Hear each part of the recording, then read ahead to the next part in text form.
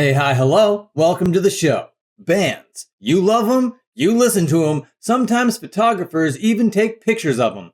Oftentimes those photos get famous. Today, we're going to look at some famous photos and dox them.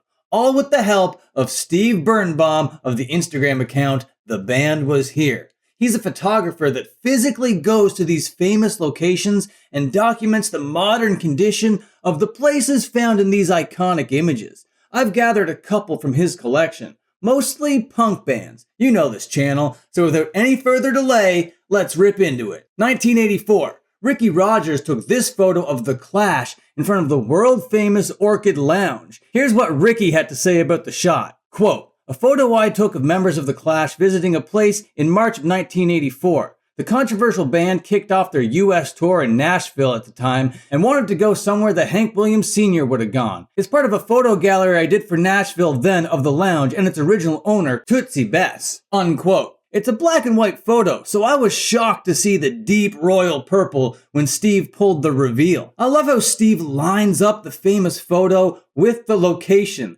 It really brings these spots to life. In my first of two Green Day photos, we're going to take a look at this 2023 shot. Here they are at the Sunset Marquee being photographed by LA Times' Ariel Fish. In this series, we see the band in front of the pool and Billy Joe finding some shade amongst the leaves. It's so cool how Steve finds the exact same angle of the original shot to shoot his shots. It's what makes his work so interesting to me. The second Green Day shot comes to us from 1994 by photographer Ken Schless. This shot was snapped in New York City shortly before the release of Dookie, shortly before their lives changed forever. Steve tries to line up the shot the best he can under this scaffolding, but he admits that he's not really happy with the results because it doesn't really seem to line up as snugly as he'd like. But this post still gives me that feeling that all things happening throughout time are happening at the same time, and that humans' perception doesn't really seem to be the correct observation of the construct, and these images hit me with that paradox over the head like I'm neck deep in a Grant Morrison comic. 1999, Blink-182, What's My Age Again? Talk about an era that changes the band's trajectory forever. This is it. Here, the boys are in LA outside of what's now known as the Melanie Wine Bar. They appear here with adult film star Janine Lynn Mueller, who was also the cover model for their album of the same year called Enema of the State. Staying in LA for a moment, this time in the year 1994, the band, Bad Religion. The photo, the Stranger Than Fiction album cover. Great album art. Photographed by Dan Winters at the Cesar Chavez Bridge. This is as close to the actual spot that Steve could get without getting arrested, he said. And in my view, it still lines up pretty well. Chain link fence and all. 1993, Nirvana. For this one, I'm just going to read Steve's caption. Quote, Nirvana, August 1993, Seattle, Washington, by Anton Corbijn. This set of images by Anton Corbijn was the most difficult to track down to date. I've been searching for this location on and off for years, and I was finally able to locate it. Anton is one of my favorite artists / photographers of all time. His work has been an inspiration to me for years, and the images he's taken of Nirvana are some of my favorites of bands together. A majority of these pictures from the Seattle series that I've shared with everyone over the past few months have been etched in my mind since I was a teenager. I vicariously lived through these images while navigating the wonderful world of adolescence. Anyone who knew me back then could attest. Many of these images and bands I highlight are a personal representation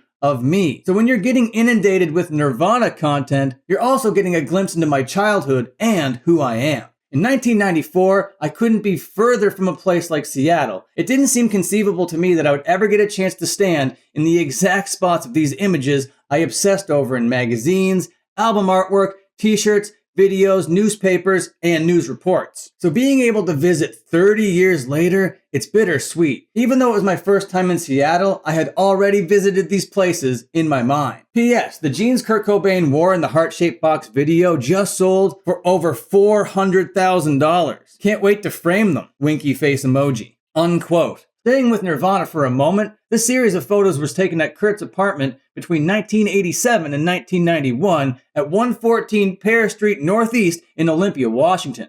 These photos without Dave were taken by Tracy Mirander, and the one with Dave was captured by Jennifer Finch. I'm sure that standing in these exact same spots that these photos were taken must have felt like a bit of a religious experience. I find the way that Steve documents these places an endless source of nostalgia and philosophy. The feelings that his work arise in me are almost that of cosmic wonder. These places feel frozen in time until Steve unfreezes them by bringing them into tangible reality. And displaying them on Instagram also adds to this kind of uncanny feeling. It's unsettling, but in a satisfying way, if that makes sense. I know it doesn't. That's the beautiful thing about feelings. They're feelings and not words. Anyway, moving on. Take a look at this adorable shot of Danzig at Bruce Lee's grave. This one's not as hard to hunt down, but it still fills my heart with joy. There is no more mystique left in Danzig's soul, and I love it. A humanized Danzig is my Danzig. We'll breeze by the iconic Discord house. Everyone is familiar with this famous front porch, but you know I still had to include it. This shit is cultural and history. That's the kind of stuff I'm here to archive and preserve. Let's keep it with Ian here for the next one. This entire post needs to be archived, so I'm going to read Steve's lengthy caption describing these snaps. Quote, Alec and Ian Mackay, Washington, D.C., 1980, by Susie J. Horgan. When the Teen Idols broke up, the members used the band's savings, $600, to document their music by releasing an 8-song 7-inch. The band sent tapes to a pressing plant in Nashville, Tennessee that specialized in pressing country music records. Initially puzzled by the request to put 8 songs on a 7-inch record, they pressed 1,000 copies. For a cover, the band took apart another 7-inch record sleeve and used it as a template for their own cover design. They photographed it onto an 11 by 17 paper, which the band members cut out with scissors, folded and glued by hand. Then inserted into the records and the lyric sheets. Released in December 1980, Minor Disturbances was a local success, receiving radio airplay and reviews from fanzines such as Touch and Go, which meant that Discord now had enough money to release records by other bands. This was the first release from Discord. As for the X, the graphic emblem most associated with the straight edge movement, according to Mackay, we were in San Francisco and we played a place called the Mabuhay Gardens. They figured out we were underage and they wouldn't let us play. We worked at a deal with management that we just wanted to play. We weren't going to drink. So they got a marker and put a big X on our hands. The X wasn't supposed to signify straight edge. It was supposed to signify kids. It was about being young punk rockers. It represented youth, unquote. I want to talk about the Ramones next. I found these 2 posts on Steve's page about them and I found them interesting. The first one, we're going back to 1976 to the Sunset Marquee. If that sounds familiar, that's because it was a location of the first Green Day spot that I showed in this very video. Now we got a punk rock time loop mindfuck situation going on here with multiple bands at the same spot. This shot was taken by Jenny Lenz. Next up is the location of the cover of the Ramones' self-titled album,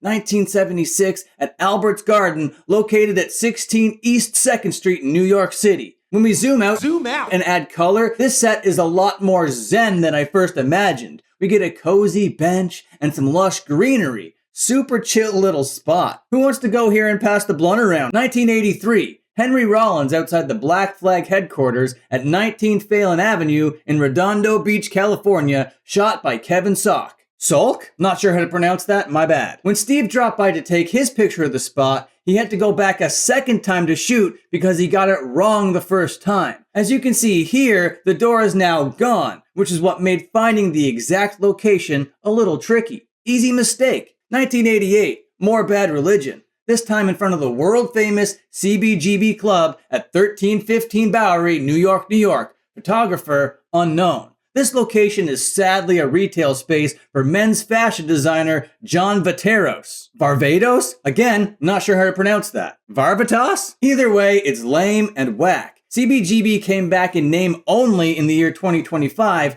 to put on a music festival, or whatever. Like every band played it. I could easily go through his entire Instagram page, but for the sake of brevity, we'll end on this next one of Rancid. These photos were taken by Estefan Oriol in LA in 2014 under a bridge. Apparently these images almost didn't exist. You see, it was raining that day, and the rain forced them to shoot under a bridge. The rest is history. These shots are pretty dope. The brick archways themselves look amazing in daylight as well as in black and white. Tremendous location, lots of character. I have a ton of respect for how Steve runs the Band Was Here Instagram account. He does all of his due diligence and legwork to chronicle the stories behind these famous band shots. He locates and credits all relevant details and documents them in such a fun and engaging way. His work humanizes larger-than-life personalities while also inspiring greatness into others. If you like his work, go follow his Insta. Easiest recommend that you'll get from me. And if you like this video, hit like and press subscribe. What other famous band shots do you want to see? Comment down below and share this video with a friend. Thanks for watching. Goodbye, see you later, and have a good one.